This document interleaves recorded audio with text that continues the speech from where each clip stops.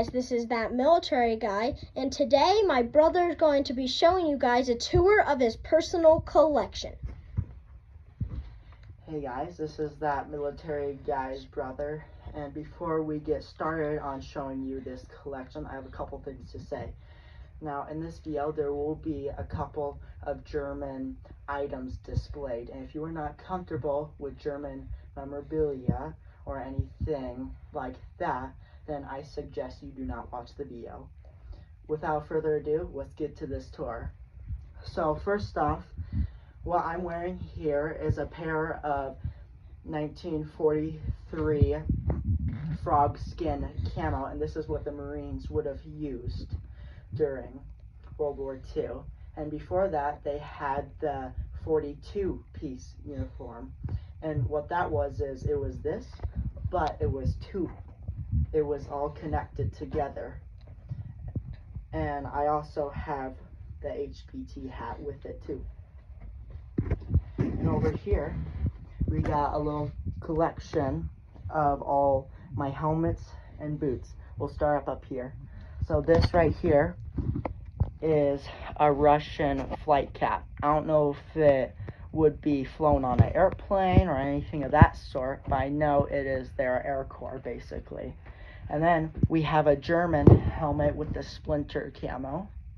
And then we have an American Air Force cap from around the Vietnam era.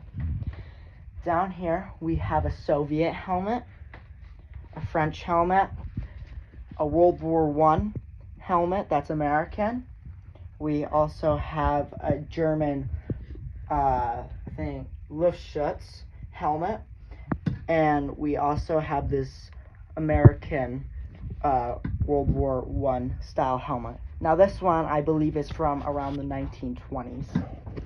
Now we'll start down here. We have a pair of World War II double buckle boots, all leather. And then over here we have a pair of winter double buckle boots. Now these weren't issued to regular troops. These were for all the mountain divisions. And they're really special because on the back they have these nice grooves, and those all were for skis and also snowshoes. And then right here we have two pairs of paratrooper boots, original. And now these ones right here are a little special because they have a zipper. Now this wasn't normal. This was usually added on. They never added zippers. It was more probably easier to get into. And down here we also have a pair of mountain boots. And with these two, they got that groove in the back. And it's really cool because they're also made by Goodyear.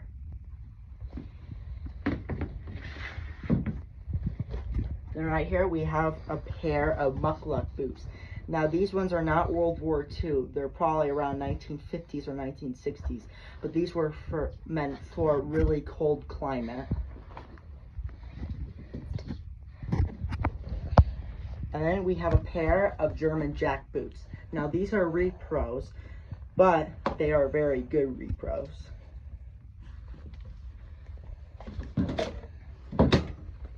Alright, now we'll start with the food. Now this is a little assortment of all the different food from the different eras. I have no World War II type food, but the closest thing I got to is this.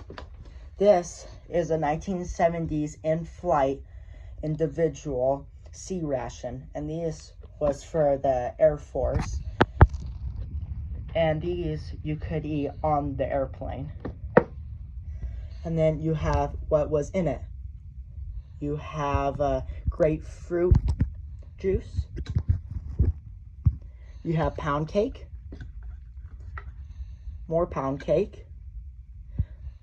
Then we got some meat. We got turkey loaf and beef.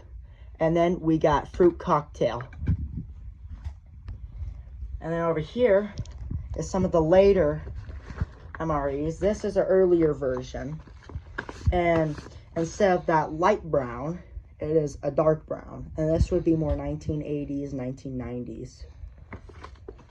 And this is what you would find in it.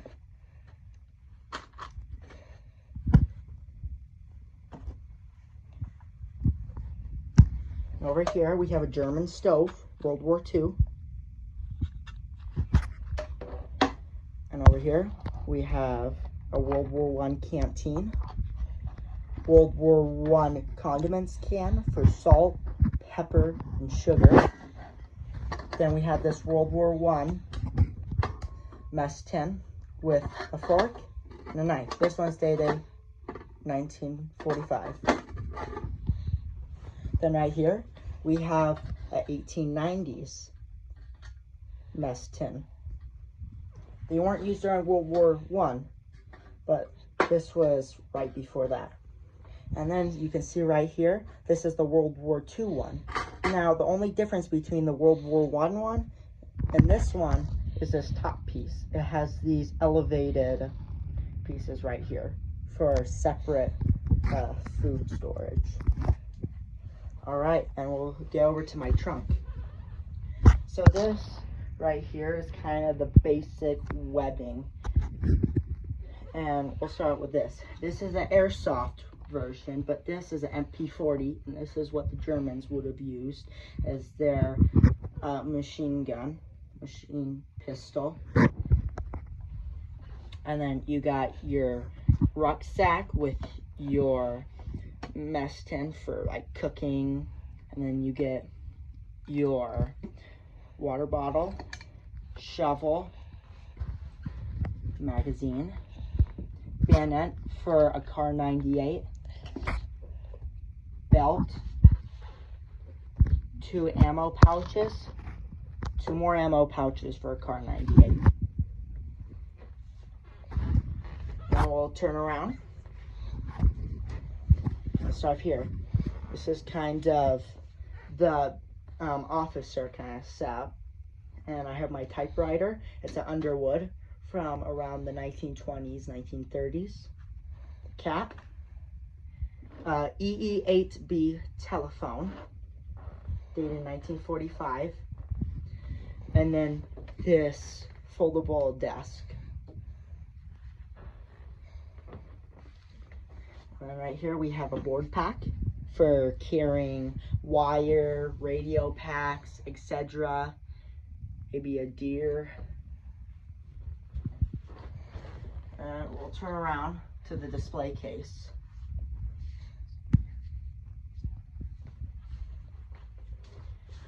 I will turn it on for you. So this is an assortment of all sorts of different items. There's a lot of pouches, water bottles, medical, backpacks, ammo. And we'll start off over here. This is a World War I type set. You have your M1910 1910 roll-up pack. And then the accessory right here is that triangle kind of piece.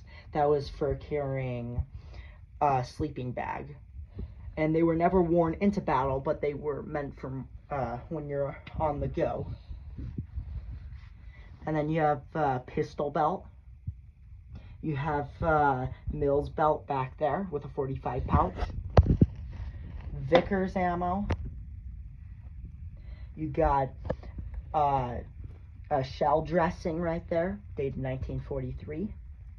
And then you got gas mask right here that they would have used. And over here, we got more of the World War II. Now there's a lot of different medical stuff, so I'll point that all out.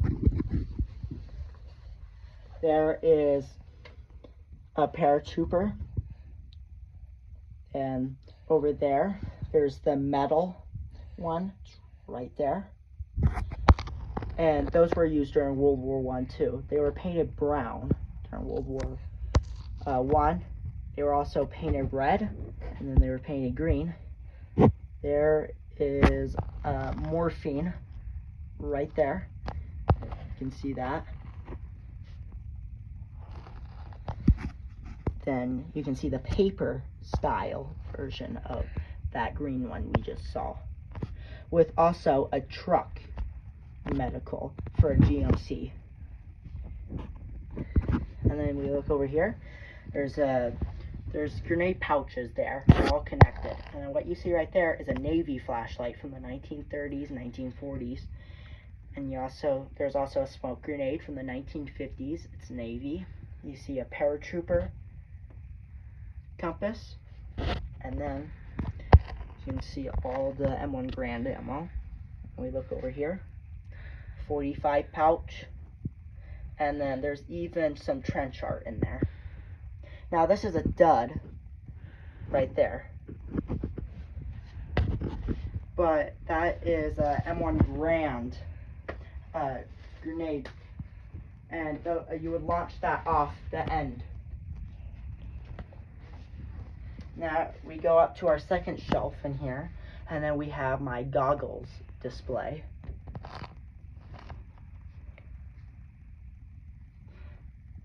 Now we'll start off, I'll go to the back so it'll be easier to see them.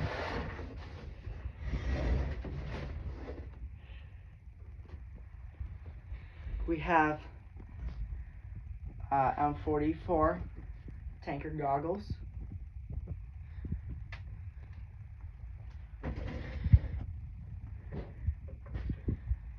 We have a pair of skiing goggles for the mountain divisions. Then we got a pair of special goggles. These are for high density light, and they're supposed to be a red lens that come down. Dated 1944. And then we have a pair of aviator goggles. These are British.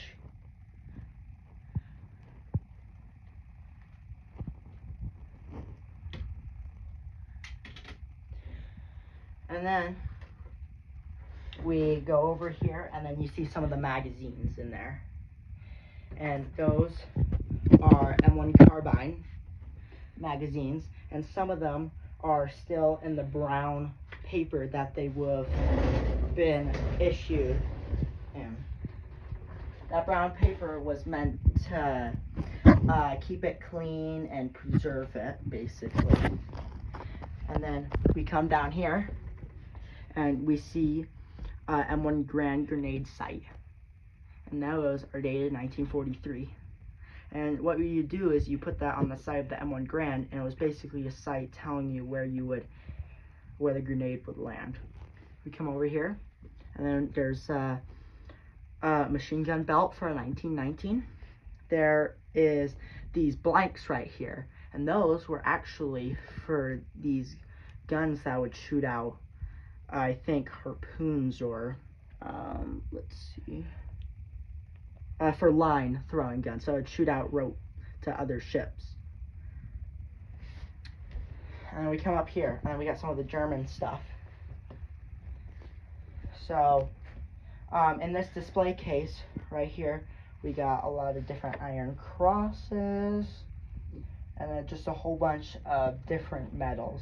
Now I still gotta research them. And over here we got some of the other pins and stuff that they would wear on their tunics. Now in a later video we will have to go through these one by one, but for now we're just gonna look at them. Then right here we have the different stuff. We got an armband. Now this armband is for the German civil defense, and it was meant for people that were too old to join the army, maybe have disabilities, and they were meant for manning flak guns to stop bombers. And then we have some German cigarettes. And over here we got some of the top arm pieces and some different patches that go with my uniforms. And up here we have my helmets. So that one Luftschutz helmet I was talking about, this is that. And this is also their civil defense helmet. And this one is called the three-piece one. because it's welded right here and also right here. So it comes in 3 pieces. Now there was a 2-piece one, and it was the top and the bottom piece that was welded. And then they had something called the Gladiator, and it was all 1 piece. Then we have a German SS helmet cover, Japanese helmet, and then we have my American paratrooper helmet. Then we'll look up here. These are some of my German uniforms. Now, they are not real, they are repros, and they are meant for reenacting. So first up, we'll start with this one. This one is the 11th SS, and what these guys were is these people were from Nordland, Norway. And these were basically probably soldiers that were captured or just people that wanted to serve the Germans. And this is what they were put into, because they were actually German civilians or German people. Then we have this one.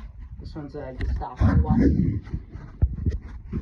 And more of the German kind of police and agencies and whatnot. And then this right here actually glows in the dark, which is pretty cool. And I didn't know it at the time, but this is more of a traditional thing. It was during the Dark Ages, German knights had these things around their neck to protect it from swords and whatnot. And this became more of a tradition kind of to those knights. Then right here we have a more of an Africa Corps one. And this one's Hitler Youth. Now, this guy's reenacting story was he was serving over in Africa and he gets wounded, so he gets sent back to Europe. And after he's done healing, he gets put into the Hitler Youth and fights on the front lines, even though he's not young enough to be in the Hitler Youth, but they put him in there anyways. That was his reenacting story. There's his hat. Alright guys, that is pretty much it for my collection tour, and in future videos we will have to cover more of these items one by one. Alright guys, talk to you later.